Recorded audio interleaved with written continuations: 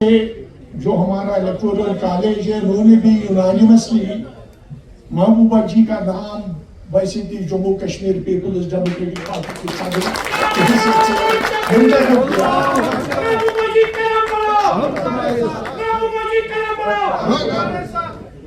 इसलिए मैं बैसिटी चेयरमैन इलेक्शन बोर्ड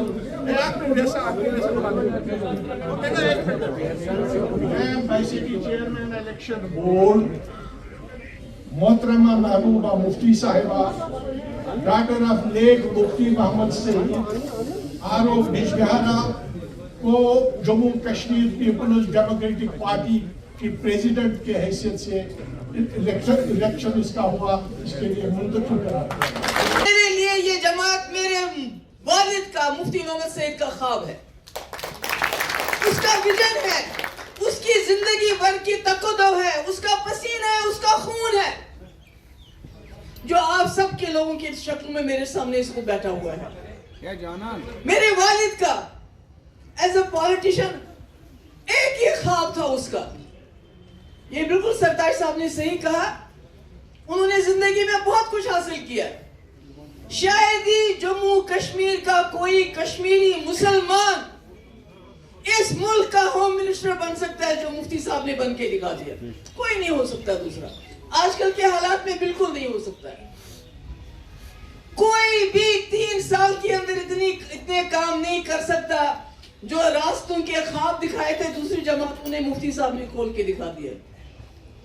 मगर उसके बावजूद मुफ्ती साहब का ये कहना था, उनका एक शौक था जब से उन्होंने पॉलिटिक्स ज्वाइन की कि जम्मू कश्मीर में, क्योंकि उन्होंने पूरे मुल्क में देखा था अलीगढ़ के जमाने में कि ये जमहूरियत क्या है।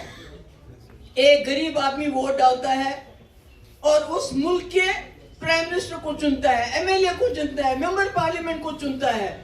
अगर इसको ये पसंद नहीं आता है दूसरे को चुनता है।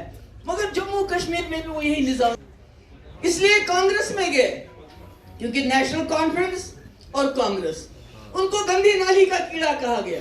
सोशल बाइकआउट हुआ मगर वो डटे रहे, बहुत मेहनत की। मुझे नहीं लगता है किसी पॉलिटिशियन ने इतनी मेहनत की होगी, सिर्फ इसलिए नहीं, कुर्सी के लिए नहीं।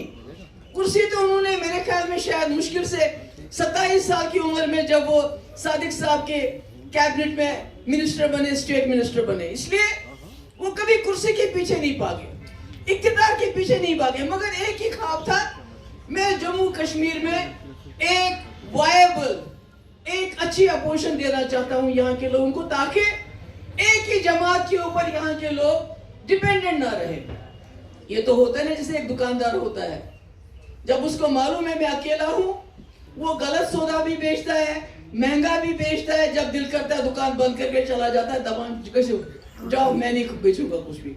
मुफ्ती साहब की कोशिश ये थी मैं मुतबादिल दूं, और उसके बाद जिंदगी भर मेहनत करके कांग्रेस को उन्होंने उस जगह पहुंचाया।